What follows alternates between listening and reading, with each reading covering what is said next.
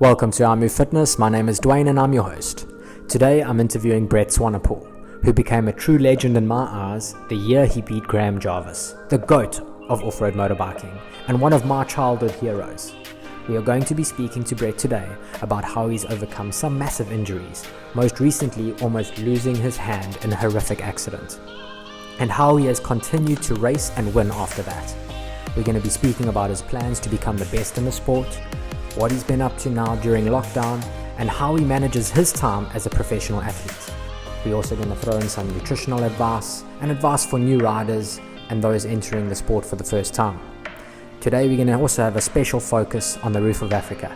So this is a must podcast for anyone wanting to become a professional athlete and anyone with a special interest in motorbiking. Sit back, listen up, and get involved.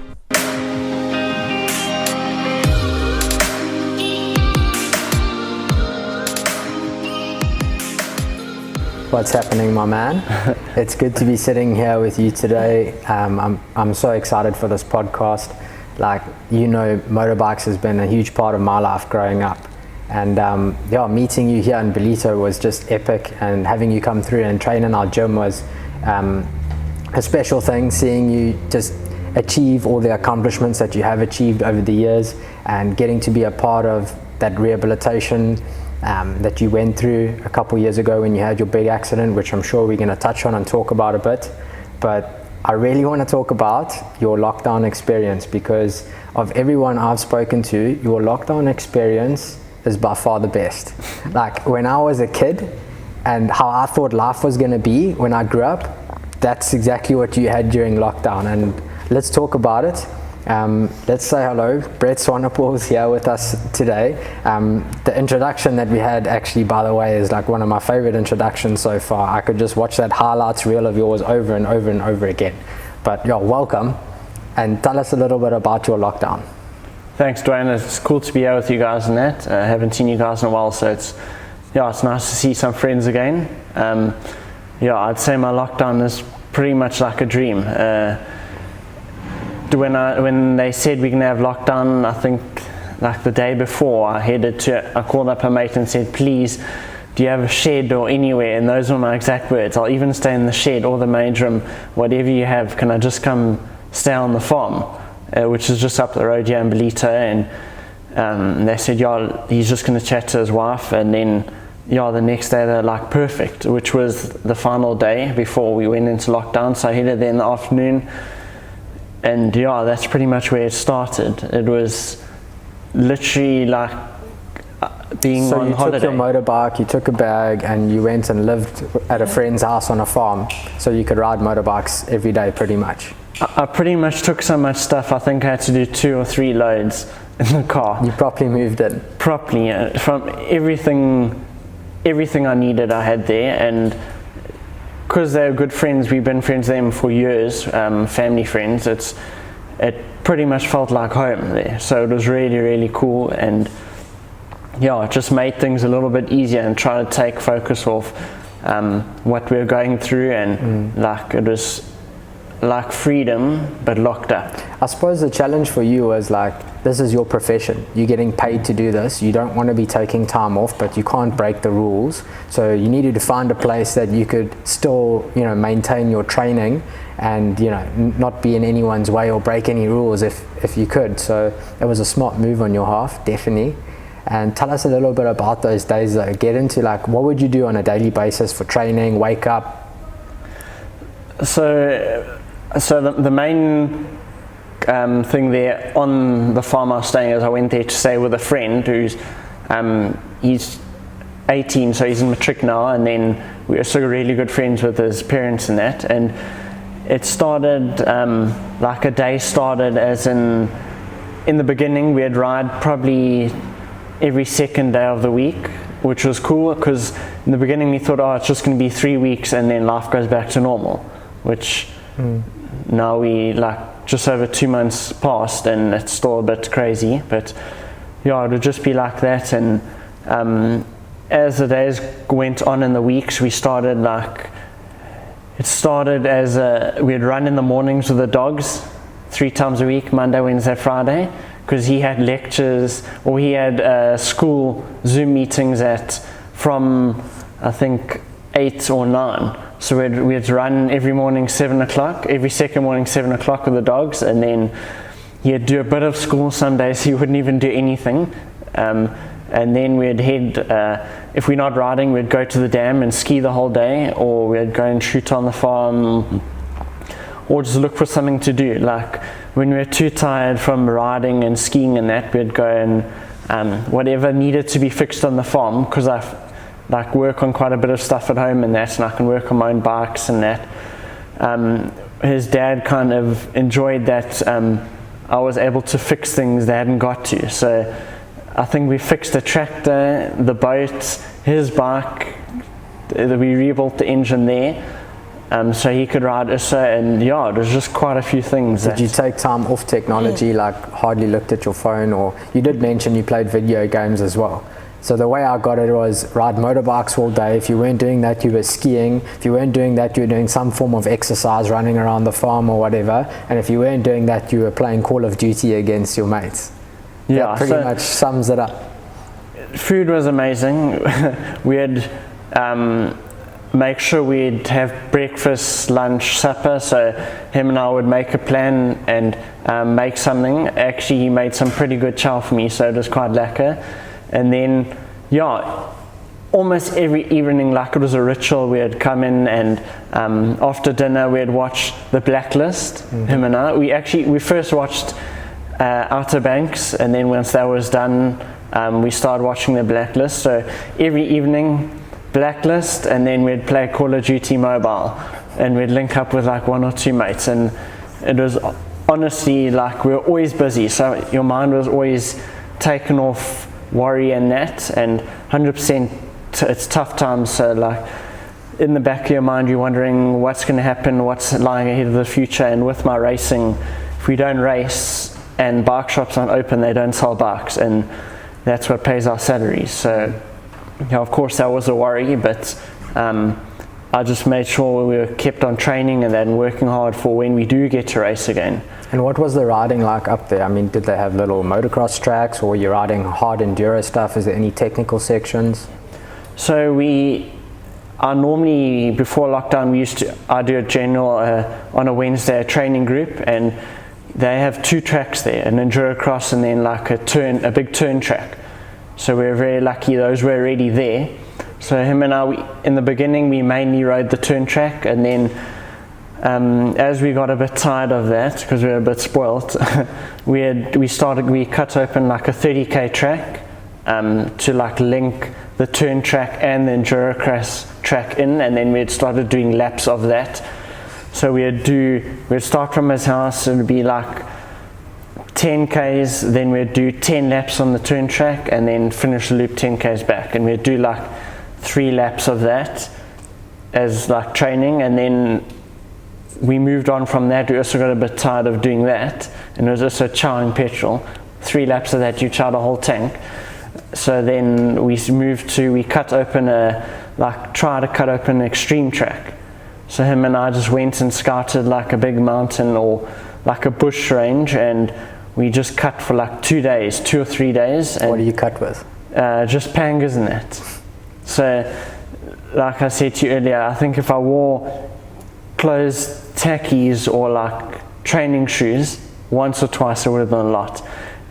I ended up almost inheriting a set of farm boots from Grant, the guy who's the manager there, and a cane knife, and we'd cruise on little bikes, and yeah, we'd go cut open trails and that, and we ended up riding them quite a bit and that. So yeah, that was pretty cool. How many hours would like a training day be of riding? So it wouldn't be long because it was right there, so we didn't have to get there, kit up. We'd kit up and probably ride for like 2-3 hours, and then some days we'd ride in the morning, go and ski in the afternoon. And obviously near the end now, probably the last few weeks or so before I came home, started getting into winter, so it was a bit tough to go to the dam. You'd end up skiing once and you wouldn't want to go back in the water because it was too cold. But near the beginning, we'd pull out a whole tank of fuel going at the dam. And what kind of skiing were you doing there? So he has a little rubber duck and a small farm dam, so you could pretty much just go straight and then you have to turn. And we had gone knee boards, body boards, now and again the tube, but the aim was whoever's driving, his main aim is to whip the person as hard as they can. So your goal is to whip the guy either onto the bank, through the reeds, or wipe him properly out. Did anyone get hurt? Yeah, once or twice. A few oaks would properly get whipped properly on the bank or through the reeds, and even on the water, that they wouldn't want to ski the rest of the day. And that's classic. So he'd end up taking the driver's role and switching sides, but yeah, it was crazy. And it was always two of us, so if the oaks weren't falling off, you'd end up trying to flip the oaks board while he's going around the corner, or pushing him into the reeds as you go past. And just guys, hey, by going around on the farm. Yeah, eventually the reeds were flat in the one corner from us just going through them. I'm surprised you oaks didn't hurt yourself more. What size engine was on the boat? Only a 50, but still, it was more than enough because the dam's pretty small. It was always flat out the boat, pretty much. Dude, that experience, that's awesome. I think what it did for your mental strength, the more you've been in society and you're watching what's going on in the news, and you're just restricted from working or even leaving your house, you can not even getting enough vitamin D, some people, because of how confined and locked up you are. It's just so unhealthy. It's so unhealthy. If your mind's in a bad place, you're going to be in a bad place physically as well, and it'll come through in your work. It'll definitely come through in your sport, because at the end of the day, your sport is your work. That's what you've got to do for a living. So that was definitely the smartest thing you could have done, and I think it's gonna push you even further now in your career, for sure. Let's chat a little bit about the career. A couple years ago, I think it was 2 years ago now, you had that really bad accident, nearly lost your hand. And I'd known you already at those days. You were training in the gym, and I remember someone sent me a photo, and they were like, hey, did you check what happened with Brett yesterday? And I was like, no. I was actually on my way to, right? I was going up to Glendale, saw the picture, and guys were saying they don't think you're going to ride again, and definitely not this. And I just had in the back of my head, I knew your mental strength. I was like, that oak will probably be back next year and win the roof, And it took you 2 years, but you're riding probably better than you've ridden before, and you're on your way to achieving that number one spot. I think you're going to achieve it. I hope you do achieve it. You're still young, so it's exciting. And tell us how you came through that injury. What were you thinking, bro? When you saw your hand, what were you thinking? Yeah, it was definitely definitely was the hardest time of my life. From the minute it happened, it just put everything on hold. I had so many plans, because it happened at the beginning of 2018, and I'd almost planned the whole year ahead. International races, I had so many people who were helping me to get over, and that. So for the first time I could do more than one event overseas, and for me it was my big shot to try and see what I can do overseas and make a name for myself there. And then I got injured, which was by far the most excruciating pain I've ever experienced in my life, and it went on for literally a whole year, where I lived on painkillers from day to day and wondering when I'll be able to ride again, and if I'll be able to ride again. Because of course, as I got on the bike, I tried to get on the bike midway through the year, and I could ride a bit, but it was just so excruciating, and I wouldn't have been able to race competitively in that pain. So it was just it ate me alive, and seeing everyone else racing in that definitely took a toll on me. So how many ops did you actually land up having? I remember 2. I broke my wrist, dislocated my elbow, and broke my collarbone. So each of them were different operations, and I think so I had 2 on my wrist. One of them included my elbow, and then I had one on my collarbone, because that's wait for the swelling to go down. And then but the hand was the big one. Yeah, like, for sure. I think when people saw your hand, they were surprised that you actually had managed to save your hand. Like that was initially when I had seen it, I was also like, they need to save your hand and you need to get all the feeling back and the nerves and everything, which obviously, you know, I don't know how it happened that they were all fine, but I mean, we chatted just now, and you say you've got perfect function of the arm. You wouldn't even know that, you know, which one was the injured one, which is amazing considering what you went through. I actually remember it was soon after your injury, you had this brace and you basically still had the bolts coming out your arm like this. The wound was open and you had already started to come back in for rehab. And the way I described to people, I think that it was like a week or even 2 weeks maximum after you had just come out of surgery. And you walked in here and you're like, I've got to do something. I can't not do anything anymore. So I said, okay, we'll put you on the watt bike. And you hadn't been on a watt bike before. You had been on a cadence bike, but you hadn't been on a watt bike. Or you had been on a watt bike but never done the watt bike test. So I said, let's do the 20-minute test. That's a good threshold test and it'll tell us where you sort of are in your fitness. And at that stage, I was training for an Ironman event. So I was on the watt bike and I was pushing those 20-minute tests. And I was consistently scoring around 250 watts. So it's an average watts score that you would get after your 20 minutes. And I thought, let me put you on there. You couldn't hold on properly. You know, you had your other hand was up like this. I don't know if you remember this, but I remember it clearly because of your score. And I was like, just try today and, you know, let's see what you can do and we'll build up from here. I was expecting you to get like a 160, a 180, maybe a 200. I knew you were a freak, but I didn't know what you were going to push.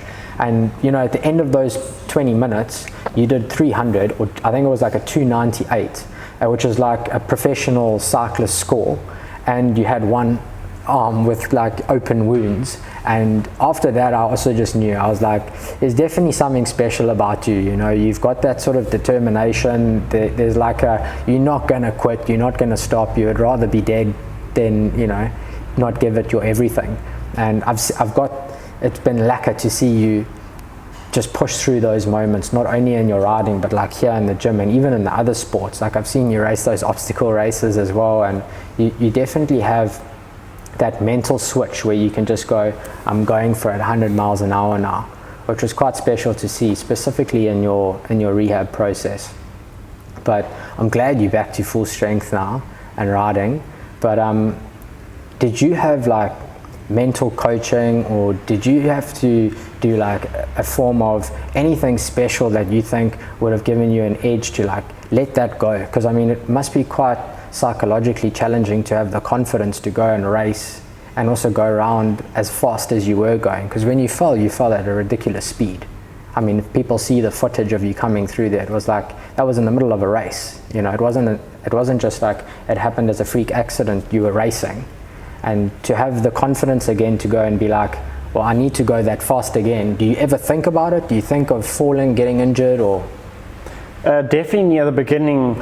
Like once I started getting back to racing quite properly, where I could focus more on the race and less on the pain, because the beginning I was probably taking 6 to 8 Marprodols over a 6-hour race, which was crazy. And I knew how bad it was for my body, but there was absolutely no way I could function.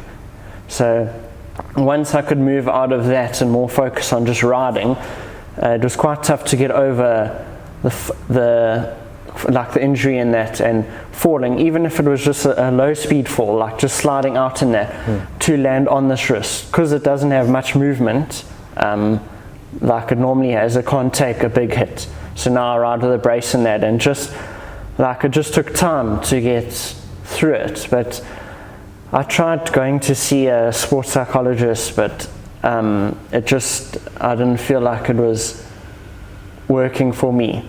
And so I just try to surround myself with good, positive people, and lucky I have good friends and family who like kept me like going in there through tough times. And yeah, the injury was tough, but what came after the injury was the toughest part I've ever had to deal with. Like going 2 races and knowing where you were, and you're not where you should be now. Like you're not anywhere near where you were. Like people I used to race against and beat were smashing me, and that would absolutely grind me, because I feel I worked really hard to get back, and I was just wondering, like, will it be normal? Like, can I get as fast as I was in that? So yeah, I think just like anything, the more you do it, the better you get at it. So as I got more riding, it slowly took my focus off the injury itself, and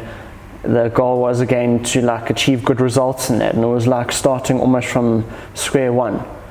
So just try to do as much racing as I could, and yeah, as the races went on, the better I got. And 2019 was my first full year of racing. Came into the first round not even knowing how the heck I'm even get through the race. I had no clue. And what didn't help was the Wednesday before the race, while doing my training group, someone rode into me and cut my knee open, and I had to go for stitches in that. So on top of a sore wrist, I had a knee that I couldn't even put my foot down during the race. So that was really tough. But then, yeah, there was definitely light in the tunnel. When it came to the final round of the season, I managed to win overall again. So it showed me like I was back up to speed and like back where I felt like I should be. And yeah, I went into Roof good. Definitely not the result I wanted, but I was happy to be racing again and competitive. So yeah, after 2019, 2020 we were coming in full speed ahead, and yeah, I was just hoping this year was going to be like the year I'm back at there, going for championships and all of that. So yeah, it started off pretty good, but yeah, we've had coronavirus put a halt on everything, so we're hoping to just get back to it soon. When do you think you'll be racing again? Like, when's the next event? So there's been a few meetings with like Motorsport South Africa and all the clubs in that, and now under lockdown level 3 we're allowed to do non-contact sport matches, which would be racing events. So we're just trying to hear from all the clubs in that what exactly is going to happen and what's their plan forward. But I know the guys are working really hard and trying to get everyone, like keep everyone in the loop as to what's happening. So by the sounds of things, we should start racing pretty soonish if everything falls into plan. What sort of races would you take on then this year? Like, what would your focus be? You would obviously go Roof. Yeah, Roof's still far away. It's normally only in December, so there'll still be time for that. Which I hopefully see that being normal, allowed spectators, everything. But for now, I think we might just have regional racing, because you're not allowed out of provinces. So I think we'll see pretty much everyone racing regional racing, which will be like nationals, but you won't have championships in that at the moment. But it'll be good to get some races. Yeah, get some time under the belt in it and get back into it. What about overseas? Like, how do you get there? Like, what's the steps for you now? Do you have to go and win a couple big races here locally to be seen and asked to come overseas, or what's that whole process about? No, going overseas is just pretty much, we don't really get help from the manufacturers. Yeah, well, they help as much as they can, but it's at the end of the day, it's up to us to try and make a plan to get over there. They generally supply us with bikes and stuff, but it's the flights and all of that that are the big expense. So yeah, it's just pretty much trying to get some cash and a few sponsors and people to help you to get to there. But it always blows my mind, bro. Like, I know you get paid to do this for a living, and it's like a dream of any kid that likes motorbikes. It's like, if I grow up and I get paid to ride motorbikes for a living, I've made it. But you would think there would be way more money in the sport, you know? Like, there'd be easily to take anyone that came in the top 5 in a big race like the Roof, come, let's go race overseas, let's get all the best riders from all over the world, and, you know, those manufacturers. I just wonder why they aren't making as much money as they should be to be able to do that. You know what I mean? Yeah.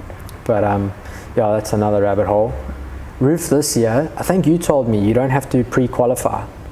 No, so it used to be there's 3 classes, bronze, silver and gold, and bronze used to have to do a qualifier for the guys to get in, and then silver you had to do a few national races to show you have to finish them to show you qualified to do silver, and then gold was just anyone can enter, but people aren't going to enter gold if they don't feel they're ready for it, because obviously it's a long day out, and I think even the front guys are only coming after 8 hours or so. Yeah, it's probably it's definitely the biggest event on our SA calendar, and now and again attracts a few international top riders, which is good, and it's good for us because it suddenly puts the race on the map for overseas people on that. I mean, my best memory was you beating Graham Jarvis. Do you remember what year that was? Yeah, in 2014. Yeah, 2014. You were on a Yummy, I think, that year. Yeah. 4-stroke. Yeah, 254 stroke. That's amazing. Because you would never pick that bike, would you? Like, I mean, when I say that bike, I mean a 4-stroke 250. Now, knowing what you know or riding what you're riding. Yeah, generally the smaller 4-strokes for that. For some reason, Roof, a smaller 4-stroke's not a bad bike to ride there. It's generally a bit heavier, but the bike puts some good traction down in it. And yeah, that year was hectic. We raced all 3 days neck on neck, myself and Graham. So yeah, it was very, very tough. And for me, that was the most demanding Roof for my body. It was so hot, and we were doing long days and big mileage. You must have been young then as well. Like, you're 23 now, that's 20? 24 now, so 6 years ago. Yeah. So 18 years old. And you beat Graham Jarvis in the Roof of Africa. And you've been watching that oak growing up, you know, as like your hero. Yeah. So that's a pretty cool achievement. That was when I realized too, I was like, yo, this guy's serious, he's going to make it in this sport. But I want to do Roof this year. I told you, like, a lot of my events have been cancelled. The 70.3 Ironman's been cancelled. I'm not sure about Otter Run, which is in October, but Roof was always on the calendar for me. So I need to get a lot of tips for you. This will be my first one for sure. And what tips and advice could you give someone like me going up there for the first time? I told you the best riding experience of my life was last year, going up with some of your friends to Ramabanta, which is a place in Lesotho, and we just got to ride some of the Roof tracks.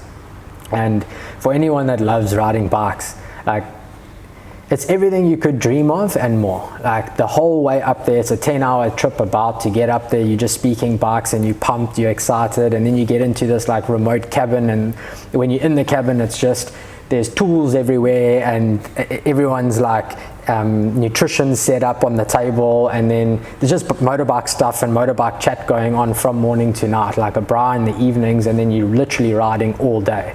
I even remember, like, when we were driving to the camp, we had to leave fuel at specific places that these guys had already pre-arranged from, you know, other little like bed and breakfast there in Lesotho, so we could say we'll ride past here tomorrow and get fuel because we were so far out of camp.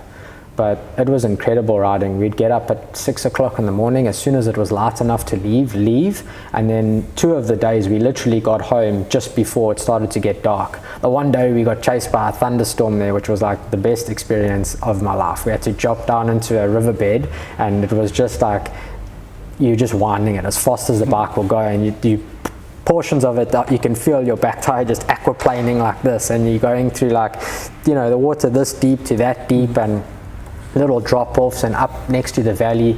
Incredible riding. Definitely an experience to have. Like, if you live anywhere close enough to go and do it, it's really an incredible place to ride. But we've also got some awesome places here. Like I was saying to you as well, I thought I could ride a bike, but coming to Ballito, the first time I got to ride was with you. I don't think you'll remember as much as I do, but I remember because I was sort of like cocky arrogant that I could ride a bike. And I hadn't ridden since I was 13, and I was 24 at the time, but you don't forget easily, you know, like once you can ride, you can ride. And I just bought myself what I thought was the ultimate. It was a KTM 125 at the time. It had motocross setup, everything. And then I dropped in here in Glendale Valley with you guys. And Glendale Valley is not a place you can go and ride with a motocross bike. And I got told that when I arrived there. The guys were serious, and I thought this would be fun, you know, a bunch of guys were going to introduce me to this thing normally. And I was fit back then. I was doing CrossFit. I was training for a couple Xterra, like those off-road triathlon champs. So I was confident in my physical ability, but I had no idea what I was in for. And I mean, there was a couple guys that tried to look after me there and eventually got me home, but I was broken. When I got home that day, we rode for about 8 hours.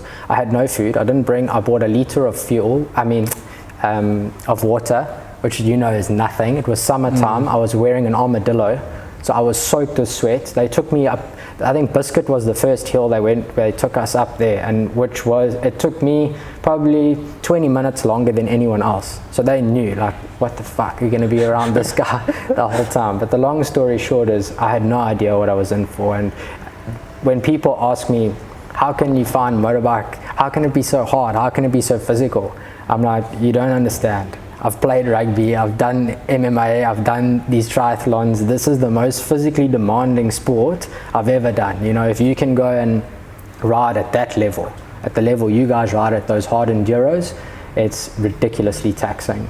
And definitely not something to underestimate. People say motorbiking's so easy. When you speak to them, they say, yeah, but all you do is turn the throttle and it goes. Exactly. Big misconception.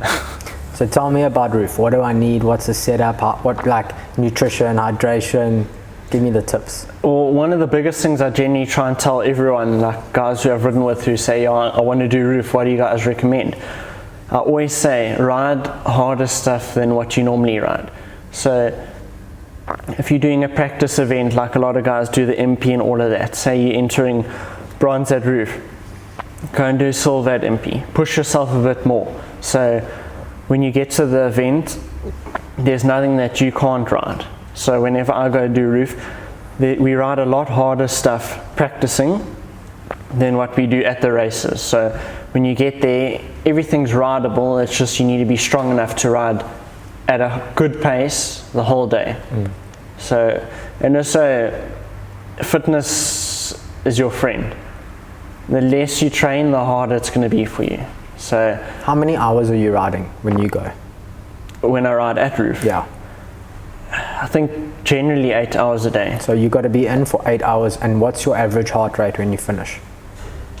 I have no clue, but I remember the one year a friend of mine, his watch, also top gold rider, said he burned 6,000 calories. On one day? On one day's racing. Yeah. I'd ridden with a couple friends of mine from here in Belito, and just the outride in Glendale did 6,500 calories. But like I was chatting, if I had to ride with you on the same terrain, I'd probably burn double the calories because I don't have nearly the skill that you have, you know. A bike's just an extension to your body. So when you move up a hill, even if you did it the exact same time as me, I'd use more calories, because for me, I'm feeling every bump. I'm like a little bit resistant. There's not as much flow as what you have, you know. But obviously, I'm taking 10 times the time, so it's like times 20 the calories probably. But okay, yeah. So the obvious one is fitness. You got to be fit, and you've got to be a skillful rider. You go ride harder things than you need to. Tire choice, obviously, that's something I've learned over the years, is essential. Yeah, you're wanting massive. a soft tire. What tires are you running at the moment? So we run Missions at the moment. I say, and you can ask a lot of people, it's definitely the best tire on the market at the moment. Their range is really good in that, and their tires last. But when it comes to different events, require different tires. So just because it's a hard enduro, it might not mean you have to run the softest tire you can get, because a lot of people make that mistake. For example, if I go to Roof and it's been really, really dry, I generally won't run the super soft. I'd run like the medium or an intermediate tire, because when the tire is too soft and it's really, really dry, the knobbies fold. So it ends up, you think it's going to work, but it makes your day tougher. And yeah, it's quite a gamble. And also, the tire is important, but the most important is your mousse setup. So your mousse has to be super soft. You can go there with the softest tire or the best tire, or even a trials tire. If your mousse is hard, you're going to struggle the whole day and spin. So I'd rather go with a half good tire but a really soft mousse than the best tire and a rock hard mousse. And if you can choose ideal bike, definitely a 300. 300. Yeah, for me, Husqvarna 300 two-stroke. Okay. It's definitely the weapon of choice. Okay. And then what sort of nutrition would you take with you on the ride? So for Roof or even races, generally on outrides and that, I just drink water and that, because it's not too like crazy about it. But when it comes to a race, it's very, very important. That can be the difference between finishing and not. So for Roof, Camel Pack, Hydration is important. I try and swap between each refuel, whether I've drunk 3 liters or I've drunk 1 liter, because you never know how long it's going to take you from the refill you've just stopped at to the next one. And I made a big mistake the one year of not refueling my camel pack, and I actually got dehydrated, and I had to go on a drip after the race and everything, which really messed me up, and probably I think I might have even been able to get a better result, but because of that it cost me a lot. Isn't that the route you told me you came first the first day and first the last day? Yeah. Is this the same one? Yes. So of course you would have got a better result. You came first the first day and first the last day, and where did you come the day you got second day I think I came 6th or 7th. It was just a nightmare. So hydration massively important. Yeah, huge. How many liters are you taking on? 2 to 3, just depending. So at your briefing you'll hear, this is where the hard part of the race is, this is going to be more flowing, and we try and prepare in conjunction with that, because you don't want to be carrying a 3 liter or even 5 liters when you don't need to.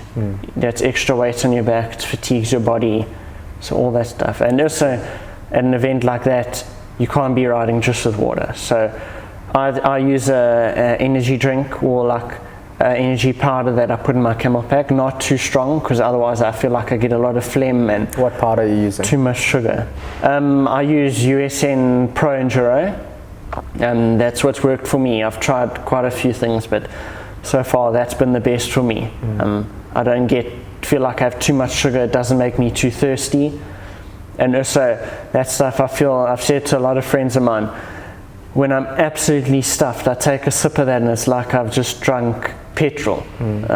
Suddenly get power again. So that's been really good. And I never used to use goos, but in the last 2-3 years I started using them, because that stuff's a lifesaver. That can literally bring you from the dead. Though? Pardon? When would you use a goo? Because goos for me, it's also a dangerous thing, because I've seen guys go out, and I've even made that mistake and taken a goo too early, and then you hit the wall because you've had that insulin spike, and then you've used that energy and you've got nothing left after that. You've got to keep relying on more and more and more goos to get you through, and there's a point where that goo can also dehydrate you to a dangerous level. 100%. So I think it's interesting for me to know like when you specifically would use a goo in that type of an event, because you've got an 8-hour event, which is a long time. Yeah. So surely you want to be saving it to sort of the end, or? Yeah, when you on your last legs. Yeah. So it's like goo or I'm out. Yeah. The race, so basically. Your last option, for me, my last option's goo. When I'm starting to feel cramp coming and I'm starting to feel like I'm pretty stuffed, that's when you start taking goos. And once you start, you don't stop until you're finished. Otherwise, like you said, you get that spark and you go. Yeah. So you've got to know that you also, let's say, because for me it'll last about 45 minutes pushing, like half an hour you can feel the goo, but after 45 minutes you need another goo. So if you are more than an hour and a half from home, you don't really want to be taking more than 2 goos in a day. Yeah, 100%. Ideally. So for health reasons. So yeah, I mean, I would say you've got to know you're about an hour and a half away from home. Would you agree? Yeah. Well, yeah, as long as you manage it the right way. Yeah. So take it when you need it, but make sure you manage it from there on. You've got to be quite precise on when you do it. I think that's the best thing you said there, was if you need it and when you need it. It also shouldn't be a part of your game plan as, hey, an hour and a half out from the finish, I'm going to smack one of these goos and expect a superior performance. It's really there to save you. Like, if you've hit the wall, you've got nothing left, it's literally goo or I'm out the race. Okay, let's get in there. Yeah. Let's take it. Okay, and then do you have any other food that you carry with you? Like you get far bars or? No, just generally, because we don't have time to stop. Even for me, I was thinking now, for me to take a goo, it's a bit of a mission, because I have to wait till there's a break or people are lining up on a climb and you can't go anywhere. That's my chance, because otherwise you stop to take a goo and you lose the train. And once you lose, it's pretty easy to stay with the guys when you can see them, because then you don't need to navigate in like extreme races. But once you lose sight, it's very hard to catch up again. So for me, I'd strap 2 or 3 goos on my bike with like a piece of tape, on my handlebars or on one of the plastics and that, so it's easy to get to. But like for other guys, I'd recommend taking bars, even like some peanuts, or for me lately, like now and again when I do a long bush ride and I know it's going to be really tough with like some good friends and that, like guys I race against, I'll take like a peanut butter sandwich, and when we have a lunch break or a stop and there's time, peanut butter sandwich. So maybe like amazing. your silver riders, bronze riders, guys not going to, like, that would be a good option for them. Yeah. They'd need more fuel, they'd have more time, they're going to be taking more breaks, you know. So yeah, that would be a good option for me. And what about your pre-race meal? What do you eat that, I know like I've chatted with you about this before, is like it's an important thing, because you don't want to be eating and then feel like you need to go to the toilet, or feel like your stomach's irritated and you're starting to get reflux while you're riding. And the riding is so physically demanding that if you have got something in your stomach, you can feel it, you know. So what do you eat? So for me, I eat generally Pro Nutro. That's my go-to before every morning. Pro Nutro is my staple diet, I'd say. Pro Nutro or that Jungle Plus, that stuff really works for me. I've tried a few other things, like I have the Special Health book where I'd have like these certain oats and stuff like that, and I just found that stuff didn't work for me, because I'd end up getting, like say 3/4 of the way through the race, I'd get really bad stomach cramps and like I'd need to go to the toilet, or I'd be like really in pain and I'd battle to race. So for me, when it comes to like that kind of stuff, you must try and listen to your body. So don't try something new on race day. Yeah. Try it every day. So that's why for me, Pro Nutro is my everyday meal, and before a race, that's what I eat. So do try things, but not on race day, and listen to your body. And do you try eat more, like or do you eat exactly the same? Because I mean, surely you want to try and have a bit more calories. You know you're going to be burning that many calories. You're not going to be eating for the next 8 to 10 to 12. Some people take hours. So also, eating too much is not good. Your body gets tired because it has to digest a lot of food. So I have a decent sized meal in the morning. So if, like Roof, we race early, on the start line, I think we leave at 6 or 6:30. So we're waking up at like 3 or 4. So it's quite difficult to eat. So I have something small like Pro Nutro in that. And then throughout the day, at each stop, I'll have either a meal replacement or a sandwich or something as they're refueling my bike. But like in a 3 to 6 hour, like a national race and stuff like that, we generally would race a bit later. So then I'll try and eat like Pro Nutro and that early in the morning, and have something a bit lighter just before the race. And in those races, I don't generally eat during those races because it's such a short event. It's mainly just liquids and 1 or 2 things like a snack bar or something small. So people often make the mistake, they think, shit, it's going to be a long day, let's eat as much as we can. And then your stomach, you feel heavy, sometimes you get stomach cramps or bloated. Yeah, I've tried that before, it has happened to me. I've also tried the reverse of like this ketone way where you don't chow and you're trying to go on your fat reserves, but if you're not super strict and you don't stick to it properly and you're not in a state of ketosis for like at least 3 or 4 weeks going into it, it doesn't work, and you need more fuel. So the fueling is very important for me, especially on those long endurance events like that. It's probably the most important, because you're going at 100 miles or you're 100%. So yeah, it is very, very important consideration. In terms of kit, you know, so it's an expensive sport. I'm taking up a bike. We got to take couple spare tires. What do you recommend taking? You got to take a whole change of kit as well, hey? New helmet, new boots, all these things, or what do you recommend?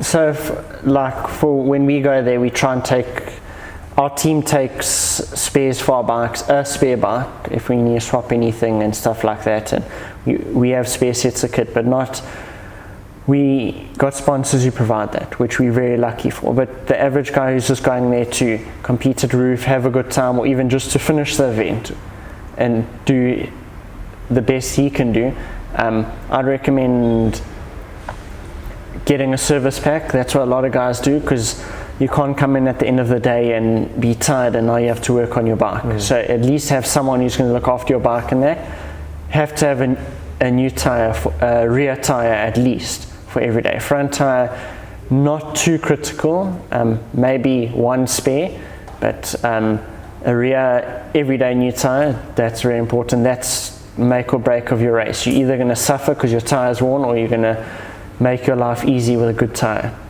And then when it comes to spares, if you have a service crew, generally they have spares with them at each refuel, so you'll be lucky in that.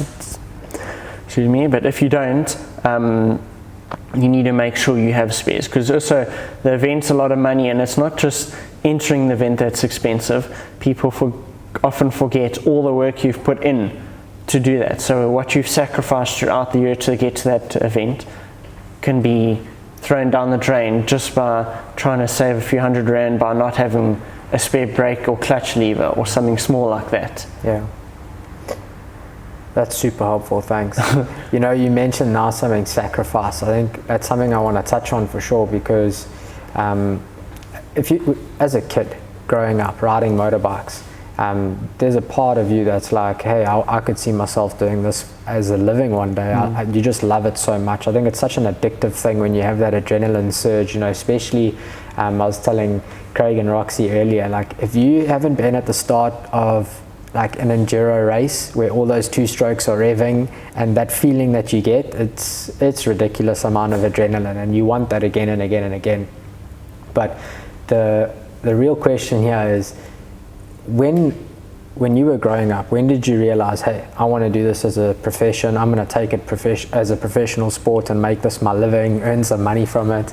And it must have been a big sacrifice as well for your parents to try and put you up and make sure that you got whatever you needed to get you to the position you were. But, or maybe not. Well, tell us, and I'm sure there's loads of kids that will watch this one day and be like, hey, I could do that too. So when I was really young, on say PB50s and that, I went and did a MX race, and I started off flat out and I ended up crashing really hard, and I said to my dad, I hate this, I don't want to ever race, I hate racing and all of that. So from then on, we just would ride the odd weekend and that with friends, and go to the tracks now and again. And then when I was 12, we rode with friends here in Belito and that, and his son was doing what we do now, hair scrambles, so junior hair scrambles at that stage. I was 12, and he said, hey, come do it just for fun. And after a bit of convincing from my dad, we went and did it, and I kind of putted around, helped a few guys who were stuck, like friends and that. And then after the race, I was actually like, flip, this is quite cool. I want to do the rest of the year. And as the year went, I did a bit better in that, and I was just starting, so I did the clubman's class. And by the end of the year, my parents and I sat down and we were like, flip, next year we want to start racing properly. Let's do nationals also. So regionals and nationals. So then I was 85 juniors, moving from clubman's to 85 juniors. 2008, my first year, and yeah, flip, we loved it. My parents probably loved it as much as I do, even more. They just love going there. Coming from a sporting background, they just love being at racing and all of that. So, did your dad always ride, or did he start riding with you? He always rode, but just for fun and that. So they came from a water skiing background, so they were always at events and stuff, and so racing pretty much is in our family. So then when it came to this, we got so into the racing, we even bought a Sprinter van at a stage. We'd go and camp at the races. So we'd go even a regional, it's an hour or two down the road. We'd go the day before, camp in the pits, make it a family holiday. So my mom, my dad, my sister, everyone would be there, and it just it made it more enjoyable for everyone. So instead of them just sacrificing their weekends, they'd make a holiday out of it, and it made it fun for everyone. And then as that progressed, I got my first sponsor, which is a drag group, but it was like almost a private thing. They helped me near the end of my 85s. Were you winning at that stage? No. But they saw this oak's got some talent, let's try help him out? Yeah, so I'd say I was top 5, top 3 guy. Okay. And then as I was progressing, they started helping a bit more and a bit more. And eventually they were helping me with a motorbike and all of that. And that's actually when I got my first new bike, is when I got a sponsor. So I can't remember, I think I was 17 or 18 when I got my first new bike, and it couldn't have come at a better time, because my parents, like, the racing was really starting to cost them a lot, and they were like spending a lot of money on racing, probably more than what they could afford to, but just because they could see how much work I was trying to put into it, and I wanted to make something out of it. And eventually I got a factory ride from Yamaha, and just that also was like the most awesome thing ever, because all we've ever worked towards, everyone wants to be in a factory team and that, and work hard for that. So that's the goal when you're that young at the end of the day. And as it progressed, like I don't know, it became a different pressure. So when I was getting to that, before I became a pro, I always thought to myself, flip, I don't actually know how I'll ever become a professional rider and like it become my job and get paid for it. Like, it was something I was working towards, but looked like it was just so far away until it happened. And then things just became very different. So now I was having to look after myself more. It took a burden off my parents, but because it was my job now, every race I went to, not only did I have to achieve for my team, I'd put a lot of pressure on myself, because now I'm expected to win from their side, but also from my side. And so I started winning a few races and a few regional, I won a few regional championships and all of that. And then a few years later, I got a ride from Husqvarna. And then I started doing a few overseas races and that. And what was your favorite race? Probably Romaniacs, Red Bull Romaniacs. It is it's 5 days of absolute insane racing. And like when you get to day 3, you're like, how the heck am I going to ride for the next 2 days? You can barely sit because you got such chafe on your bum. You just physically and mentally fatigued. You literally ride for 8-9 hours a day for 5 days. This is in Romania. Yeah. And tell us how the race is. Like, what kind of riding? Are you riding through forests? Are you riding? So think of the steepest up and down hills and forests you've ever seen in your life. And then like something like Hilton forests, or? That's not even steep enough. Really? So it's the most traction you'll ever have. Okay. But the steepest up and downs, like down hills where the best in the world walk down, and you're like shitting yourself walking down the hill trying to like slide sideways with your bike because it's so steep. If you had to ride down, you'd probably die.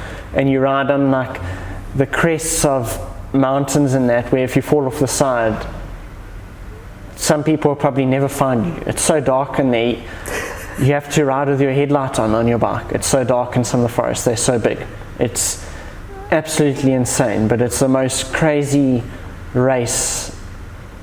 Yeah, as tough as it is, and everyone just seems to like love it. Do they have classes as well? Do they have like a gold and then can silver and bronze go ride, or only elite? No, so it goes gold, silver, bronze and iron. So iron's pretty chilled, and then you get bronze, silver, and on the route it's like it's something I tell everyone. So there'll be G for gold, S for silver, there'll be G and S, or there'll be nothing. When there's nothing, it's a bronze section. So for us, that's pretty chilled. When you see GS, okay, it might be a little tough, but it's when you see just G, here we go. This is going to be a proper suffer. And like Do you go over a lot of trees? Do you go in some, is there like rivers that you go through? So you ride in a lot of river gullies, and then probably the worst things are you ride on hectic off-cambers through the deepest forests, and there'll be one log lying across the off-camber, and the log's so slippery, but you can't slide off the log to the bottom.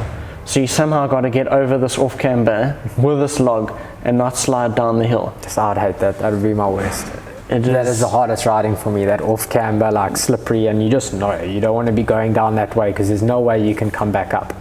On one hill, the last time I did Romaniacs, I lost over an hour just on one climb from sliding down the off-camber.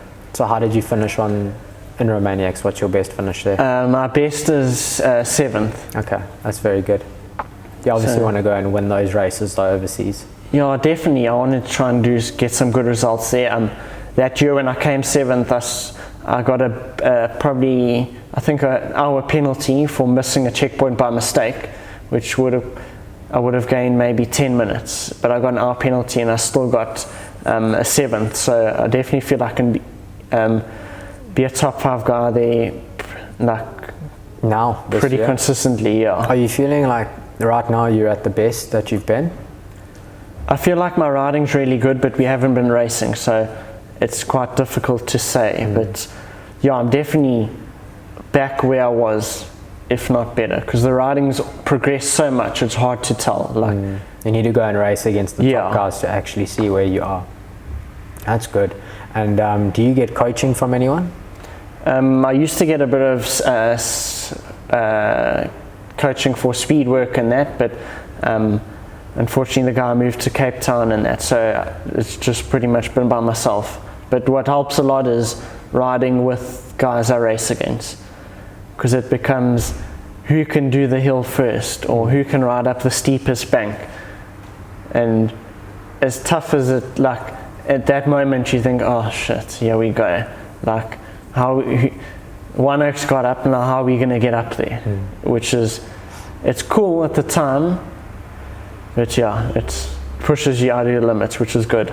Yeah, I remember one of those hills in Glendale, and it's called Hobo, but you'll know it, but I just call it 30 grand hill because the first time I went up it cost me 30 grand and I was like, there's no ways I'm going back up there ever again. It's like something you should not be riding, but you felt like you had to ride it because you see your mates go up and they all going up and you're like, well, what am I going to do? I can't turn around and go home now, you've got to give a full effort. But yeah, for me it was more like trying to put my bike on my shoulder and throw it from one rock to another rock. I would never have thought you could ride up there. It's like an unrideable hill. Still today I see it, I'm like, I don't understand how people can get up there on 2 wheels, but yeah, it really is amazing what you guys can do. I was saying in the intro, like we call you the ninja around here because the things you can do on a bike it just blows my mind, and it's incredible to watch you ride. It really is. Like, you've got such a smooth style.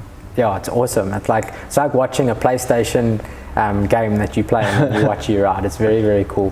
And it's inspiring for us in Belito, to push the riding here.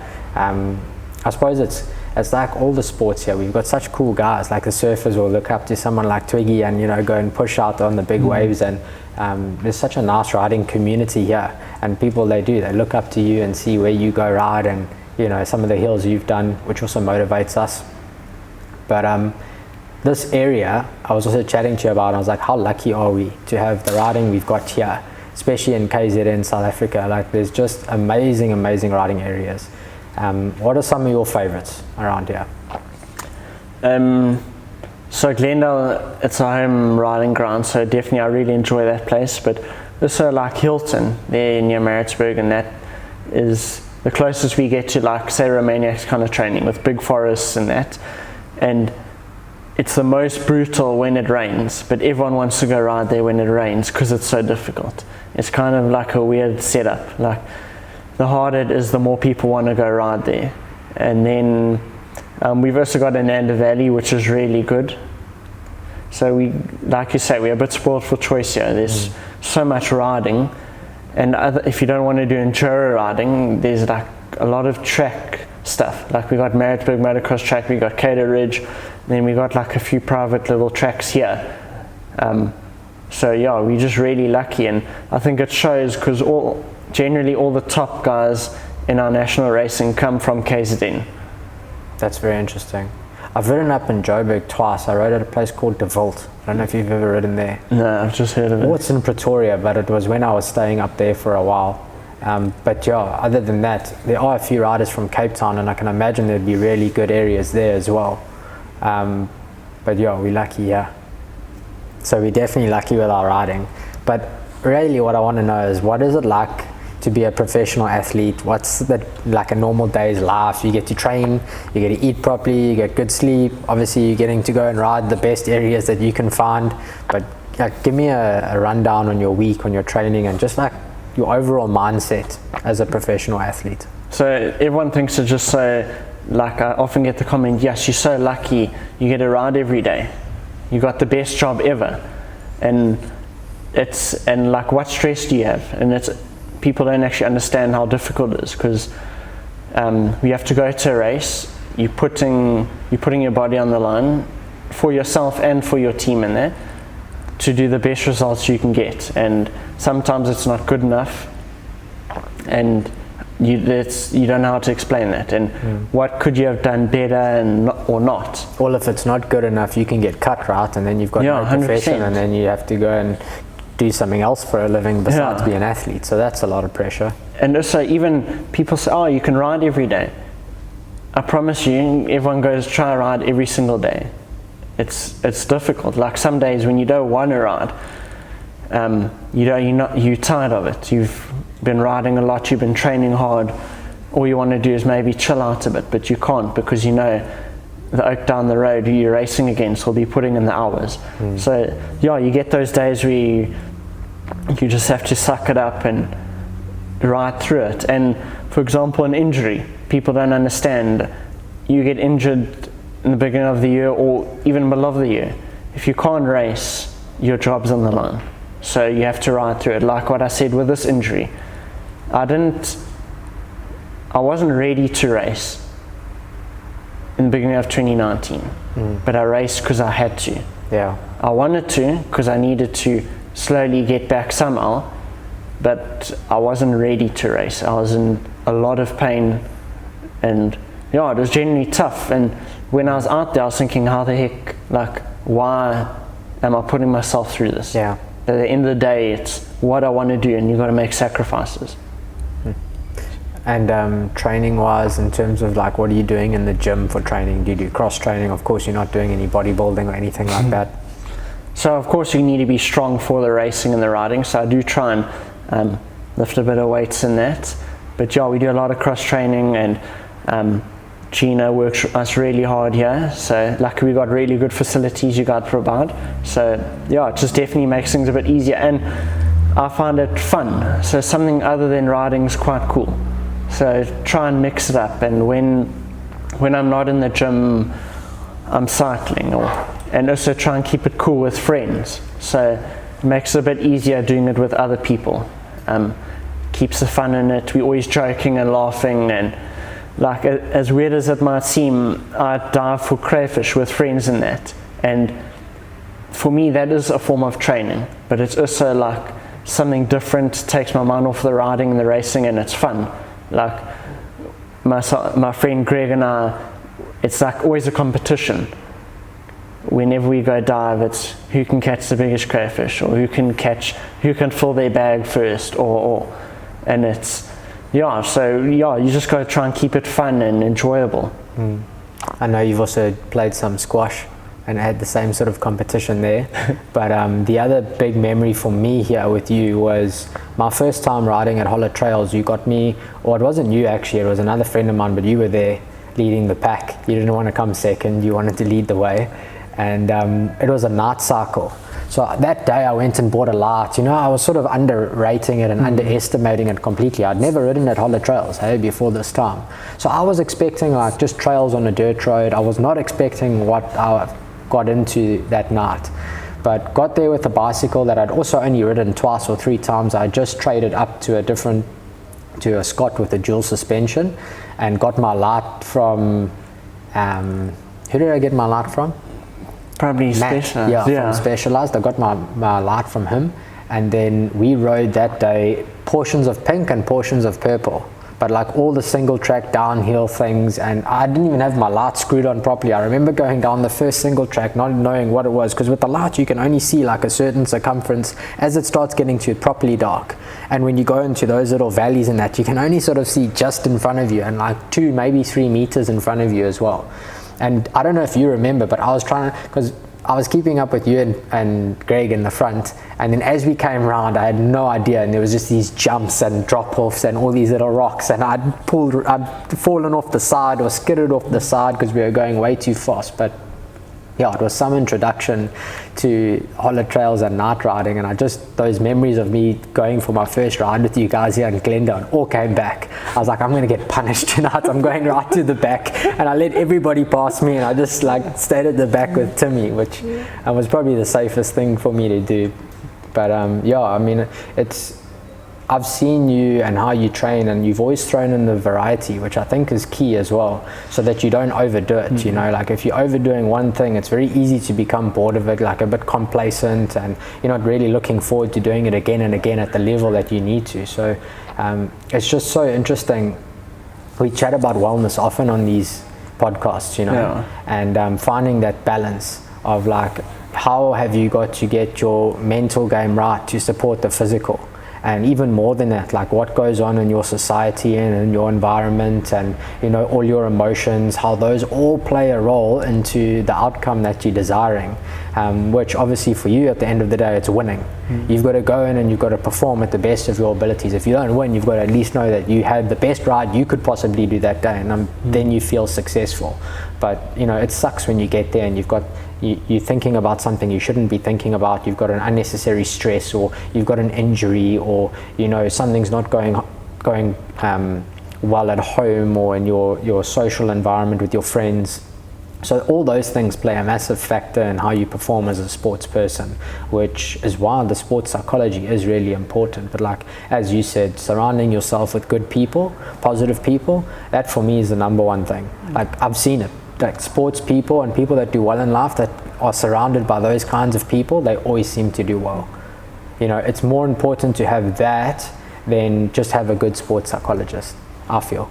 Yeah, if there's anything I learned, especially from this time with my injury, was doing things that take your mind off racing. So doing stuff, social stuff, which I didn't do enough of before, and that's what I think it's making my racing more fun and enjoyable. So spending time with friends and family, going out to a bar, go have pizzas with friends and stuff like that. So yeah, sometimes it's good to let loose a little bit and like do those crazy things and have fun.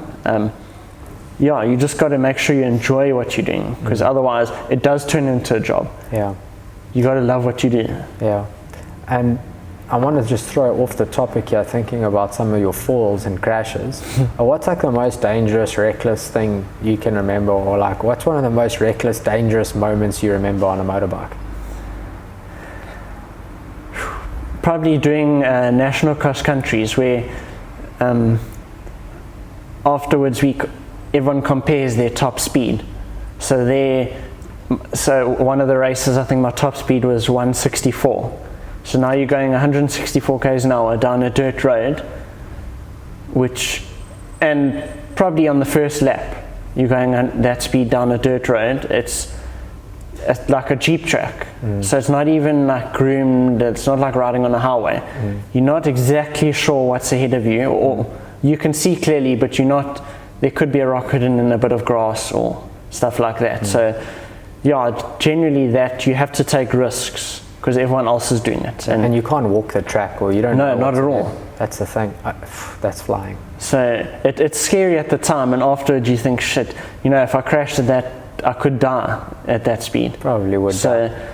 But then there's often things like doing stuff with friends and that, where while I'm doing it, I'm like, yes, I shouldn't do this. but I have to. Like riding things? Yeah, or anything. We're often riding. Like when I was at Ramabanta there in Lesotho, coming down one of those cliffs, I've got a photo off the GoPro. Someone was behind me, and you can see the sheer drop, just like how you described it at Romania. So you could see the drop. I see it now. I've got it on like the photo. I look on my phone often when I'm showing people. I'm like, look at this. And even then, I was thinking, yes, this is a risk. But then as you keep going, you're like, this is amazing. You just got this big pump of energy because of how like incredible, you just realize what you've done. And I think like, I don't know, it's like the closest to that near death experience, but you you're under control almost. It just gives you that extra surge of adrenaline you're looking for there. It makes it more exciting. Especially when you do stuff that scares you. So I try and like push myself a little bit in that sense and be like, hey, toughen up. Like if I don't want to hit something and I'm like, flipping, you need to grow up here now, and like do it. And then you almost get on a high once you've done it, because you like have that adrenaline rush and it's a bit crazy. Like now and again I'll try and hit some jumps which like it's quite a big gap or something. Like if I go for example to a motocross track, it'll piss me off if I can't jump everything. Like I'll really be mad. So I have to, at the end of the day I will be jumping everything, whether I'd be shitting myself when I'm going into it, but like it just creates flow in that. And the other day, staying on the farm, it's during lockdown, it's not the time to get hurt, because going to hospital is not the best reason. Like you can't say, okay, I was riding a dirt bike and you don't want to be in hospital. Yeah, 100%. And now we're riding enduro cross, and there's a sketchy enduro cross double. And probably 8 out of 10 times I get it good, but those 2 times I don't hit it right, like I'm almost crashing properly, and it'll be a bad crash. But I know I have to do it because it'll bug me the whole day. Like while I'm riding there, I can't ride until I've done it. How far is the double? So the double is not far, I'd say maybe 5 or 10 meters, but the landing's so high, the landing's higher than the takeoff. So you have to hit it perfect, and it's so steep. And it has tires, so when you do case it, you're like almost going over the bars, and as you land you have to brake to turn in a berm. So there's no room for error, that kind of stuff. The enduro cross is an awesome sport, like for spectators, because it's like you've got that sort of Colosseum vibe where you can stand around the whole arena and just watch. The skill is just, it's a nice thing for spectators to also realize how skillful you guys are, you know. It's not as nice riding. Like for me specifically, I'm not that skillful, so I could never enjoy myself on an enduro cross track compared to going and riding like an enduro race like the MP or wherever, or even just going out for a day in Hilton for a good couple hours. But as a spectator watching skillful riders do it, there's nothing better for me. How is it riding those things? Like which do you prefer? You've done motocross, you've done flat track, you do enduro, like what's your absolute favorite? So I'd say I'm probably the best in enduro riding. That's the best discipline for me, what I get the best results in. But like I really enjoy going to the motocross track and hitting jumps and seeing how fast I can hit the jump, how big I can whip, that kind of stuff, scrubbing, all of that. And then what I really enjoy about enduro cross is it's cool to practice, but doing enduro cross races is absolutely insane. Like we have this one series, there's 3, they're generally around SA, PE, Joburg, Cape Town. So it's called Inner City Enduro. You ride in town, they put big logs, tires, like the track's really intense. They put big prize money up for grabs, so then already, big prize money means big risks. Everyone's folks will do anything for like a bit of cash. They'll do some crazy stuff. So yeah, it's all, I think you get invited, so there's like 20 of us, and it's 1 lap elimination. You crash and you come last in that heat, tough luck for you, out. And they do that until the last person standing. So I think first place is like 20 or 25 grand, and it goes down till like 6th place. Wow. So there, you pull everything out the bank. You jump stuff you shouldn't be jumping. You hit stuff you'd never normally hit, just because like you're racing like 20 people on a tiny track. Yeah, it's just, that's probably like the most scary thing. We got to get one of those here. I said to the guys down here, like during a Surprise Pro or something, if they had something like that here, it would be insane. I think they have like 5 to 10,000 spectators, because you see big crashes.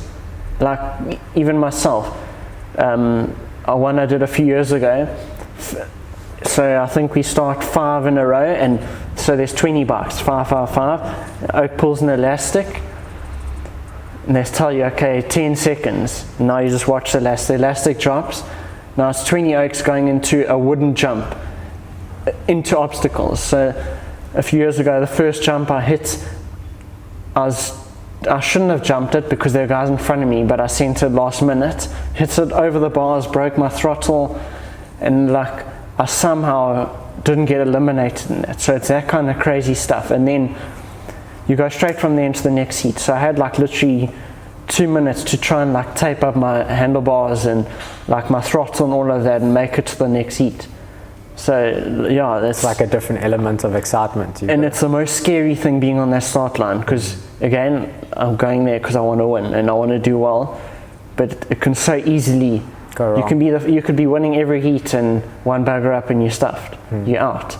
So it's like even till today, like I've raced for over 10 years. Every time I line up, I'm like super nervous, just because I expect a lot from myself, and I expect 200% out of me. Yeah, it's an incredible feeling though, that lineup. Like even for like a novice, like a weekend warrior like myself, like that lineup is, it's yeah, you can't explain it unless you've been there. But yeah, the endurocross is so exciting. I want to watch you guys live. I think that'll be incredible. If it could come here and Mr. Price Pro time, I think that is definitely that's something someone should look at. Yeah. I mean, there's so many spectators and the town is full already, and we've got such a great town to host events like that. That coupled with a concert or something would be what a weekend. Insane. What a weekend. Because I'm sure even now, like going back to the start line there, if you ask any oak, whether professional or amateur, when you're on that start line, you're thinking to yourself, why am I here? What am I doing? Why am I putting myself through this? Like, because it's very stressful. Like you're like, shit, what can happen now? Do I have to put myself through this, my body through this? You know, in the next 30 seconds or 5 minutes, your body's going to be put to the absolute max. Like you're pushing it to its absolute limits, testing everything you've done, like practiced, learned. So yeah, it's quite insane. If you weren't doing enduro, like if this wasn't your life, okay, let's say you never got sponsored, didn't work out for you, what would you be doing now? I think definitely something that would give me that sort of, like something I'd be pushing my body to the limits. So whether it be a sport or even, like doing something like when you watch those things about like Navy SEALs and that, how like they do those obstacle things and like what they have to go through. Like it's weird, but I enjoy suffering. Like I enjoy putting my body through pain, and not injury pain, but like where you at your absolute, you finish, you don't know how much further you can relate go. To that, bro. I think if I wasn't doing what I'm doing now, same sort of thing. I thought Navy SEALs, that kind of, it's weird, but I feel like you grow from that more than anything else in life. Yeah. Like those experiences where you feel like you can't carry on, you shouldn't be carrying on, someone else wouldn't be carrying on, but you do carry on. The growth you get from that one moment is just like, it's huge. And I think once you have pushed yourself to those kinds of levels, you just realize like what we can achieve. And it takes a lot of fear out of the mundane, normal things in life. You know, you sort of do become a bit fearless because like guys like you're not normal. I mean, you can't compare yourself to like an average person in any regard. You know, no one that's normal sits here and says, when I go skiing with my friends, the purpose is to try and flick them off the thing as fast as we can and see how we can hurt them. You know, it's just but it makes you who you are, and it definitely is something. I think there's characteristics in us all where we can appreciate that, you know. That you're super interesting chat. Thanks for coming in today. I really do appreciate it. Always nice to catch up with you and see what you're up to. And yeah, I'm excited. I'm excited for your future. I'm excited to see where you go in the sport. I really do think you've got a big shout at, achieving your dreams, which is going to be special for us to see as a community, but also special for me to see as a friend and a therapist. Thanks for coming in. Yeah, sure. Thanks so much.